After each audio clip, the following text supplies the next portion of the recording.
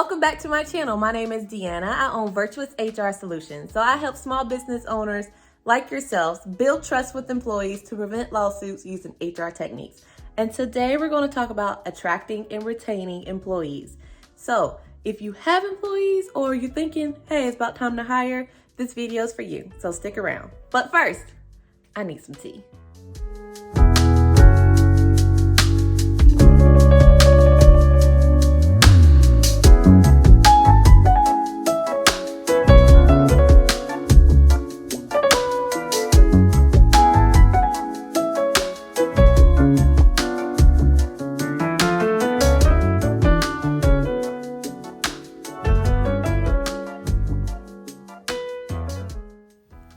So let's get started talking about attracting and retaining employees. But before we do, let's address the elephant in the room. Yes, I am blonde. I went from purple to blonde over the weekend, and who colored my hair was the one and only Mrs. Joy Douglas. And you can find a link to her website in the description below. And it's also, I interviewed her for my small business spotlight episode. So there's a link to that as well if you want to hear her story going from zero to fabulous, Miss Joy Douglas. But anyway, today I wanted to switch things up and sit on the couch and talk to you, get out the stuffy office. And it's a cloudy day and there's more light in my living room anyway. Just the explanation of why I changed the background, because I know y'all used to seeing the green wall and my computer and everything, but I definitely want to switch it up today. Anyway, today is all about you and finding these employees. So summer is coming up, and I know a lot of small business owners are looking for extra help, or maybe they're getting inquiries about, are you hiring or something, things of that nature. So I definitely want to help you guys out before summer and spring break hit. So when you hear someone talk about how they need to attract employees or retain employees, 9 times out of 10, they are going to mention something about more money or bonuses or things of that nature. But what if I told you attracting and retaining the right employees has to do more with your actions and your business processing and not money and promoting and an engaging culture? So today I'm going to give you 3 simple steps on how to attract employees and give you 3 more steps on how to retain these employees. So let's get started. So the very first thing are your job descriptions, job ads, job postings, help wanted ads, whatever you want to call them. When you write up something saying, hey, I'm looking for help and this is what I need, that's considered a job description. And a job description is your business's first impression. It's like window shopping for people. You want it to be the best, right? Because you want to attract the best. And so what I've noticed from the job postings and job descriptions I've seen from small business owners posting help wanted, there are 3 main things that are missing. So the first is a salary range. So don't put an exact salary like $15 an hour. Put a range. Put $15 to $20 an hour or $20 to $25 an hour, whichever range you want to. Put an actual range on that position. That way you open it up based on qualification and skills. So if you're putting $20 an hour and you hire someone that really doesn't have the qualification or skills for $20 an hour, at least maybe you can bump them down to like $17 an hour or something like that. It gives you a little bit more wiggle room, especially if someone that your A+ doesn't apply and maybe a B does, if that makes any sense. If it makes sense, please let me know in the comments. If it doesn't, let me know in the comments. But you definitely want to do a range and not just a set number, because hey, what if your A+ does apply? You want to give them the top end instead of the lower end. Get what I'm saying a little bit? You smelling what I'm cooking now? Okay, so the second thing on the job descriptions are benefits. So you need to have some type of benefit, something that you're offering people to come work for you. Now, I know when you hear benefits, you're thinking medical, dental, 401k, things of that nature, but it's not. It's more than that. What I think benefits are your benefits for working for me. That's what you want to say. That's what you're saying. These are the benefits you have for working for me. So I know I had one client, he got like a week off for Christmas or a week off for Thanksgiving. Casual dress, remote work, bring a pet to work day. You have your paid. Had another person, small business owner, during the conversation. She said, you get your birthday off. Why not do a paid birthday off? Or you can put maybe 2 floating holidays or something of that nature to make it more enticing. You attract more bees with honey, okay? So don't just put a job post in what I'm looking for and put that $20 an hour and hope everybody applies. No, make it sweet. But if you're going to offer these benefits, offer them when you hire this person, because they're expecting these benefits when you hire them. Don't put it on your job posting and don't have it when you get hired, when you hire this person, because then you're going to look like a liar and a fraud, and it's going to ruin your reputation when you're hiring. So don't do that. So whatever you put on there as a benefit, as an incentive, make sure you honor it, okay? And last but not least, when it comes to job description, so this is still step one, this is still step one, tip number one on job descriptions. This is very key thing that I see missing is the job summary. So a lot of people don't know what a job summary is. It does go on your job description. So your job description is the total thing, and your job summary is like a layer on the cake. So you have like an 8-layer cake, and your job description is one of those layers. And so what the job summary is, you are given the reason why someone should work for you. So again, I see a lot of job postings and they're just saying, this is what we're looking for. This is what you have to do. This is the pay. But you're not telling me why I should work for you. What's like 3 to 5 sentences of what's your history of your business, or what's so great about me wanting to work for your business. You know, something of that nature. Paint the picture of why someone should work for you. Say, this is what the business is, and this is why you should work for my business, and this is what you'll do if you work for me. Something simple. Don't make it complicated. Don't make it 2 pages, okay? But definitely want to paint the picture, and you will see a very good increase in people that apply, because you want to paint this picture, and don't put it at the bottom.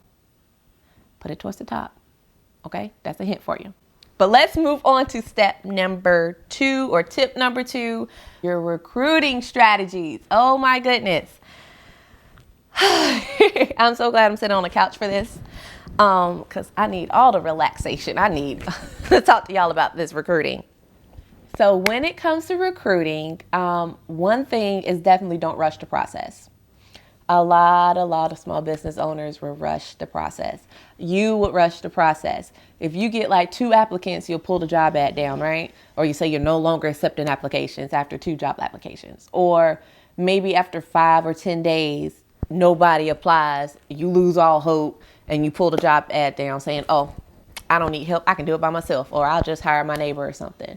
Yeah. Don't rush the process. There's a reason why, if you go to LinkedIn, Indeed, Glassdoor, all this other, these hiring engines, that you see that the job posting been up there 30 days. Or it has been up there 20 something days. There's a reason for it, because you want to have a rule. My rule is 10-20. So wait for 10 applicants to apply, or you wait 20 days. Oh, excuse me. So you wait for 10 applicants to apply, or you wait 20 days. And the reason for that, you want to give people time to actually look at your job description, think about it, share it with someone who needs to know, or share it among friends who are looking for jobs, compare it to other jobs out there. If you're sitting there rushing, thinking, okay, 2 applicants in, let's pull the job ad down, you're missing out on a lot more people. So don't rush the process. Slow down, give it time, okay? Patience is a virtue, okay? Now, speaking of Indeed, LinkedIn, and all that other stuff, let's talk about where to post. Okay, you are a small business owner, okay? LinkedIn, Indeed, Glassdoor, Monster, Career Builder, ZipRecruiter, all those are usually built for larger companies that have the resources and time and a whole entire team that can sit there and monitor all that. Let's go ahead. Let's call it what it is. you're a small business owner, you ain't got time for that. So stop posting there first, okay? And start looking within your own community. Search within your community first. You're a small business owner. You rely on your community to support you, to help your business grow. You need to do the same with providing jobs. So start to high schools, colleges, recent college grads, start within your community first when you're hiring, and then post on LinkedIn and Indeed and all those other websites. Because posting on those job search engines, if you don't have the right keywords, your job posting is not going to pull up anyway. And you're going to think nobody wants to work for you. So that's the trick with that is if you don't have the keywords, if you don't have the right phrases, when someone search, they're not going to find you. They're going to find all these other companies. And so that's why you need to start small and then grow big. So think of it as a triangle. Start small first and then go wide. Okay. And the last thing I would like to say as far as recruiting. So this is still under attracting employees. Step 1 was job description. Step 2 is recruiting. So, yep. Okay. So this is still under attracting employees. So step 1 was job description. Step 2 was recruiting. So under recruiting, the last thing is phone screening. So, heard a lot of complaints about how people aren't showing up for interviews. My question to you is, are you doing phone screens first instead of inviting them to do an interview? So I know everybody has worked for someone before, big company before, and they have done hopefully a phone screen when they ask you, are you okay with, if it's travel, are you okay with this pay? Are you okay with, having a lift or anything like that? Get them basically to agree already in their mind that this is the job that they need or this is the job that they want when you're asking them those questions. And that's what a phone screen basically does is like another agreement. They agreed when they applied, and they'll get them to agree again verbally on the phone. Okay. And then invite them to an interview. Step number 3 under attracting employees are interviews in your interview process. So we did the job description, we started with recruiting, and now we're in the interview phase, right? See my flow here? Anyway, so when it comes to interviews, you need to have a plan, a set plan, a written out plan. Okay? Don't just think, oh, I'm going into this interview and we're just going to vibe and I'm just going to have a conversation, a chill conversation. I don't want it too professional and stuffy. I'm different. It's okay to be different, but still there's a reason for everything. There's a reason why when you go to interviews for these big companies, they writing stuff down. Okay. So yeah, you can have a different vibe and you have a conversation, but there's still a reason why you have to write stuff down, why you have to document, why you have to plan. And I'm going to give you an example because documentation is the second tip for this third step in interviewing. So let's say we have Adam. So applicant A is Adam, and then we have applicant B, which is Bethany. So Adam comes in and you have a conversation. There's nothing written down.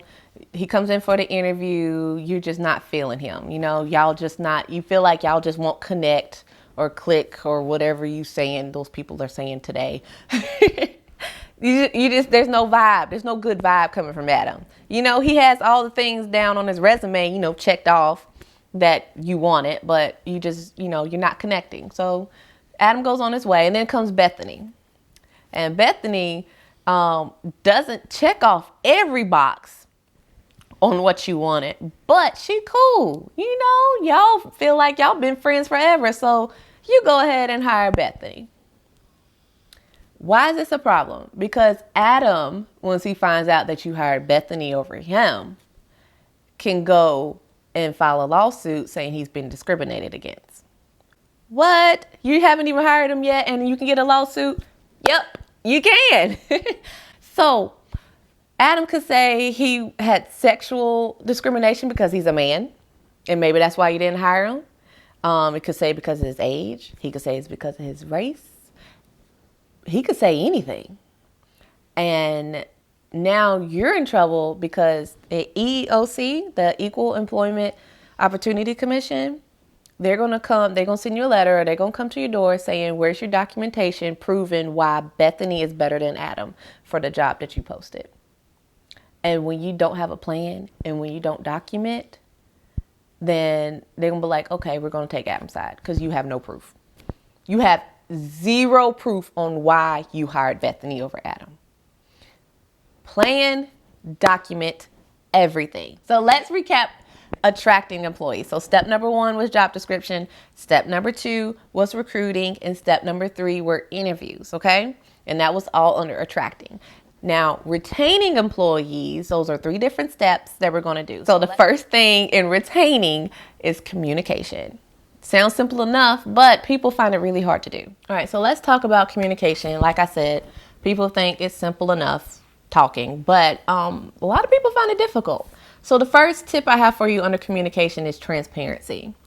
And what that means is if someone is doing a bad job, if an employee is doing a bad job, tell them they're doing a bad job, okay? If you see them messing up on a process or a procedure, let them know right then and there that, hey, that's not how we do it. This is how I want you to do it, okay? And then that's on the flip side of things is if they're doing something great, then you need to tell them that they're doing a great job. People want to hear that. You want that validation. Even as a small business owner, you want that validation, right? If you're doing a great job, this is a great niche, or I love your business idea, don't that make you feel good? Don't that make you want to keep working at it? Same thing with your employees, okay? Let them know they're doing a great job. You don't have to do it every day. You don't have to do it all day, but every once in a while, congratulate them on something, okay? So tip number 2 under retaining, which is performance reviews. I have yet to meet a small business owner that does performance reviews. And it is so important to do performance reviews. I know nobody likes them. And by performance reviews, because I know not everybody uses the same terminology as me. So performance reviews, employee evaluations, job review, whatever you want to call it. Performance reviews are really important when it comes to retaining employees. Believe it or not, nobody likes performance reviews, but you want them and you need them. Example, you as a small business owner, you get performance reviews all the time. What are you talking about, Deanna? Let me explain. Your customers review your work. Do they not? They tell you how you're doing. They tell you how your attitude was. They tell you about your prices.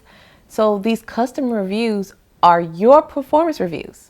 They're your external performance reviews. And based on those reviews, you either continue what you're doing, or maybe you're like, oh yeah, I did mess up. Let me adjust what I'm doing to better serve future people, right? Those are performance reviews. And you need to give your employees the same thing. So that way they know what they're doing right, so they continue to do it, to continue to make you money, or they need to adjust what they're doing to better themselves, better the company, and to, again, make you more money. It all comes back to you making money.